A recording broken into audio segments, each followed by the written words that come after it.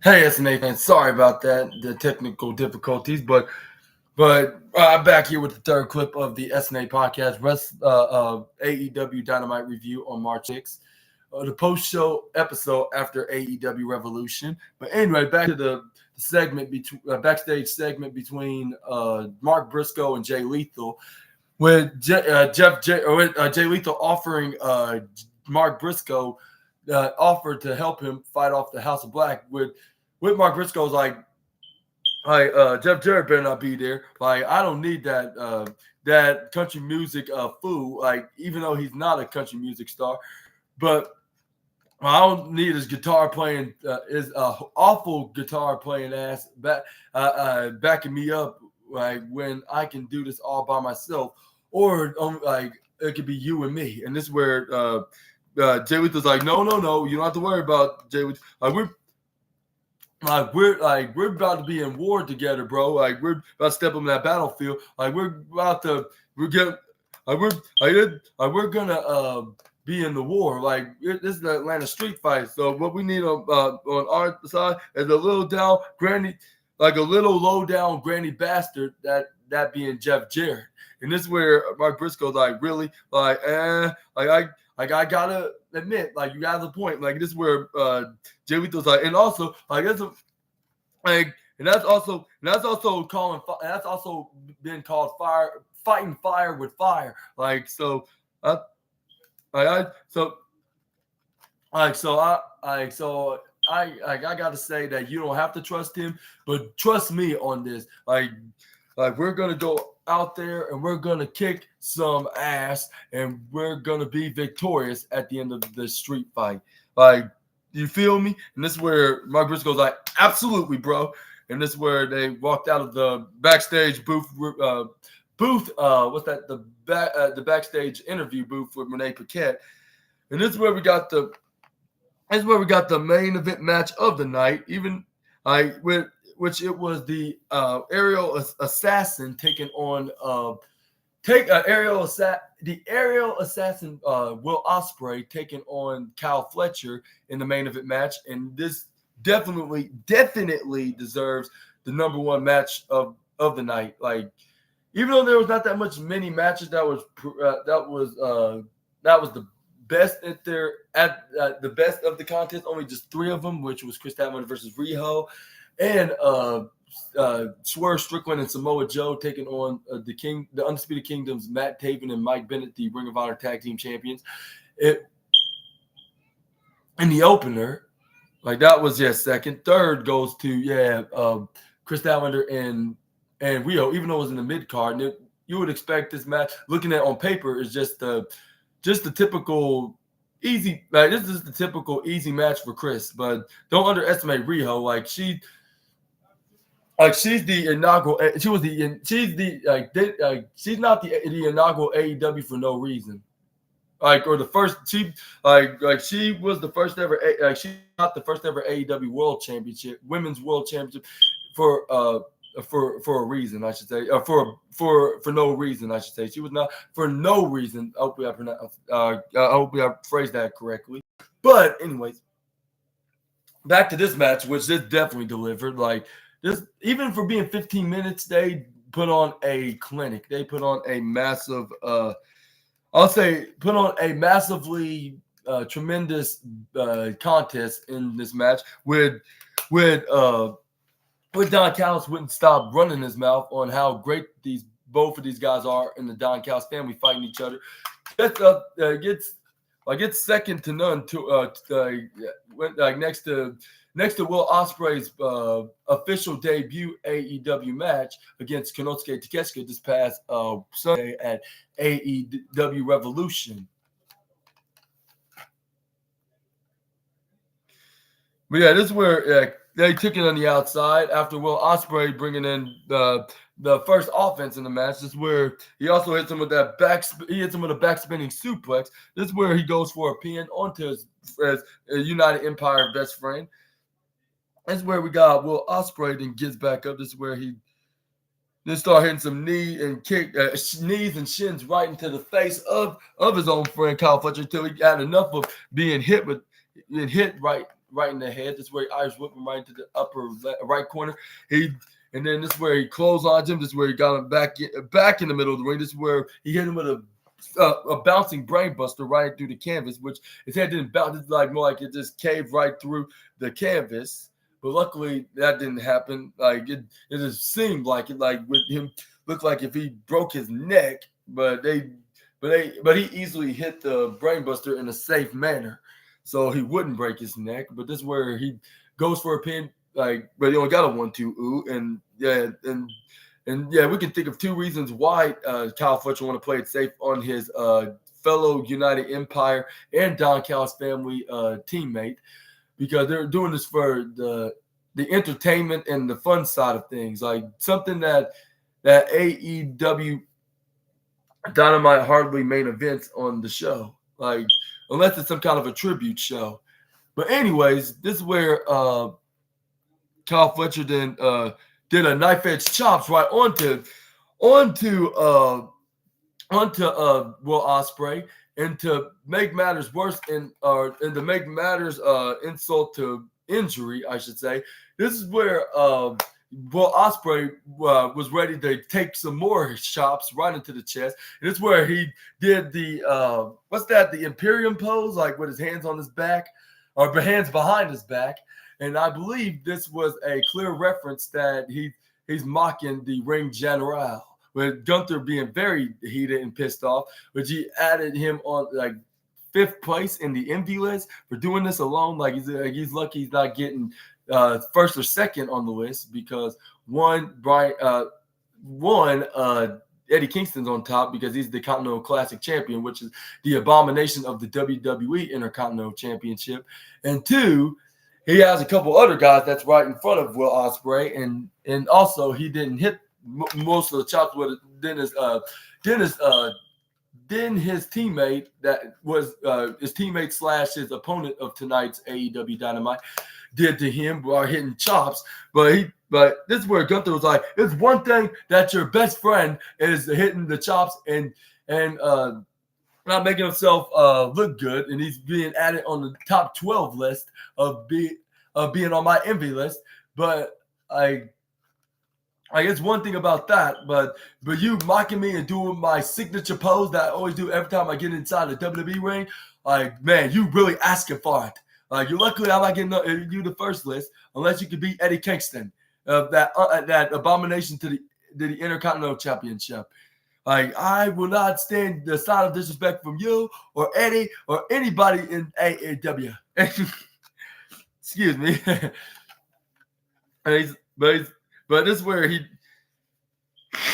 then put him in the reminder list along with the envy list of who did the insult to injury version of the mockery of his knife edge chops, which is none other than the aerial assassin, which the former IWGP UK champion probably does not give a care about Gunther or his envy. It's just like if he's Eddie Kingston or Bryan Danielson. Because why else he would do that, like during this match, like doing this, like when he was getting slapped right into the chop. But after what's his name, Kyle Fletcher hit him with the knife edge chop right onto the chest. This is where what's his name offered his hand, like of a handshake, like, or more like a wrist shake, because they were grabbing on to each other's wrists when they got their hands together. And this is where Will Ospreay then hit a knife edge chop of his own, which he adds himself into the number 5 list. That's where Kyle Fletcher went right back at him, like which Kyle Fletcher got in number 12, and then he got in number 5, which he probably now gotten to 2, if not 3. This is where he started hitting knife edge chop right back at him, which knocked down Kyle Fletcher. But Kyle Fletcher eventually got back up. This is where he tried to go for it. And this is where he looked like he's about to go for another knife edge chop, but he super kicked him instead, hit him right in the jaw. This is where he's like, I am the better Don Callis family member. And then this is where Will Ospreay's like, don't go too far now. Don't let that conniving sociopath get into your head, because all I want is your success. Live off your success and your popularity and your and what's that in your again, your performance in general, like your popularity, your success, and your performance in general. Like whenever you have a match, like he's more than interested of watching it. So like, don't let it get in your head that all he's doing is using you. And this is where Kyle Fletcher's like, I know, like I'm just doing this for the fun side of things. Like I hope it stays. And that's where Will Ospreay's like, I hope it stays that way. And this is where he gets Irish whipped by Kyle Fletcher. This is where he hits him with a discus elbow strike when he got into that right side corner. Then a super kick right into his opponent and friend Kyle Fletcher. This is where Will Ospreay tried to go for the springboard Os cutter, but this is where we got Kyle Fletcher then grabs onto him and then hits a spinning power bomb. But this is where Kyle Fletcher flips out of it. This is where he tried to hurricane run him. But this is where like Kyle Fletcher was about to hit the same move that Will Ospreay nearly beat Konosuke Takeshita with at Revolution, which was a move that to pay tribute or maybe mock a certain phenomenal wrestler that was a star in New Japan and also in TNA, which was the Styles Clash, which that was obviously either way, whether if it's a tribute, like whether if it was a tribute or inspired or a mockery from Kyle Fletcher, either way, it was a nod to the phenomenal AJ Styles. But anyway, this is where Will Ospreay somehow counters that, flips out of this clash, and DDTs him face first right into the mat. That's where Will Ospreay then try to go for. That's where he tried to go for his finishing maneuver. This is where he. This is where he tried. This is where he used the hole on his just exposed. What's that elbow pad? Like that elbow pad that has the big hole right in front of the front part of his arm. Like he started pulling it. He start pulling it back like if it was a bow and arrow to think he's shooting with an arrow. And this is where he try to go. This is where he try to go for that what's that called? The osprey. I'll say the Osbowen, I believe it's called the Osbo, the bow and arrow or whatever. But this is where we got Kyle Fletcher moves out of the way. This is where he hits him with a fireman's snake eyes right into the turnbuckle. This is where they were onto the outside, onto the apron in the bottom corner. This is where Kyle Fletcher tried to hit a slam right into the apron. This is where I believe he tried to go for like a power slam, but this is where Will Ospreay was rolling out of it. This is where Ospreay somehow sideways and flips right over and super kick him right in his face, even though it was right behind him, and he had his back turned onto what's his name too, on Kyle Fletcher. I was like, this man is unusually talented. Like yeah, like I see why AEW signed him in the contract when they had the chance to when his New Japan deal expired. Even though he's not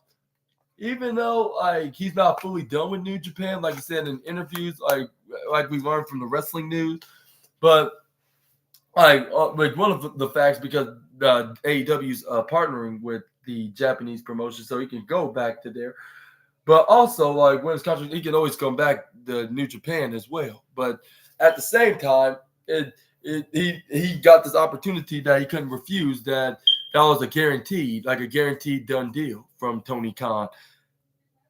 But anyway, this is where Will Ospreay went right on top. Then they tried to go for the Os cutter, which he successfully did, because of course he would be successful this time, because the first attempt didn't work, so the second time was guaranteed. And even though he wasn't outside on the apron, it didn't even matter. Like whether if you're inside or outside, it's still accurate that you can hit you, which that's what Will Ospreay proved when he did it right off the apron and hitting this United Empire tag partner or faction partner, like face first right onto the hardest part of the ring apron, which I believe he's definitely going to be feeling that right onto his face, around his nose area in the morning time, if not early in the morning. But let's hope and pray that won't be the case.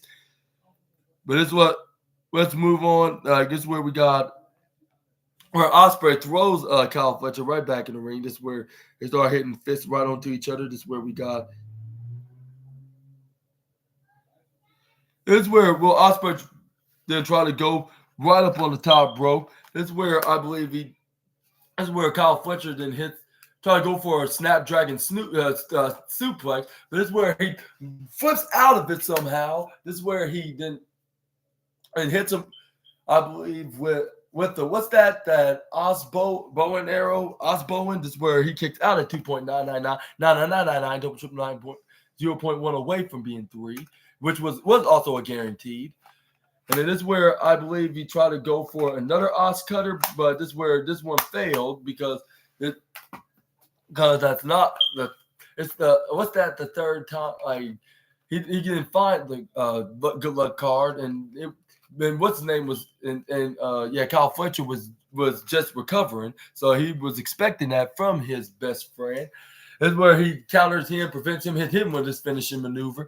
But this is where Will Ospreay kicks out at 2.9999999 double triple 0.1 minus away from being 3, or minus 0.1 away from being 3. I hope I said that correctly.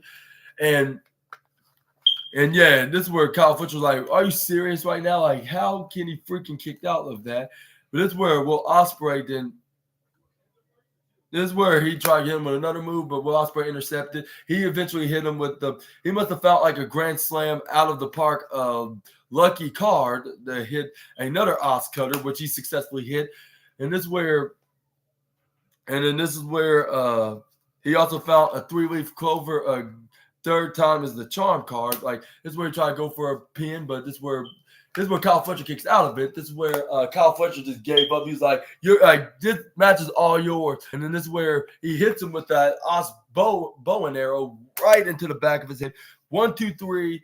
Your winner, Will Ospreay.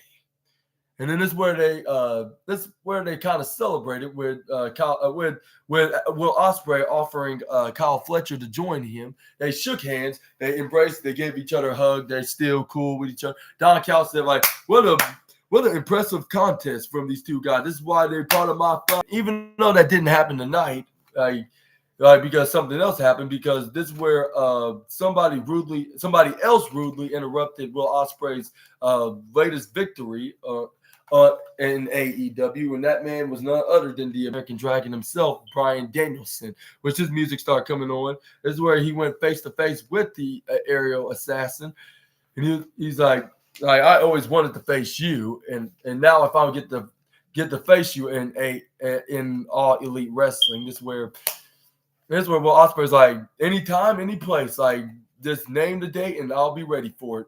Which AEW went off the air when Bryan Danielson got in there. And I was thinking, like, man, like, it would have had so much potential with Will Ospreay reuniting with Kyle Fletcher as the 2/3 of the United Empire.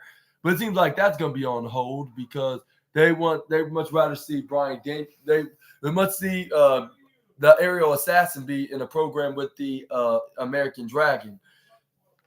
But when do you think they're going to have a dream match? Do you think it's going to be a Dynasty? Do you think it's going to be at AEW Double or Nothing? When do you think it's going to be at? There's plenty of pay-per-views that's going around in 2024, and I'm going to try to continue to keep having AEW pay-per-view reviews.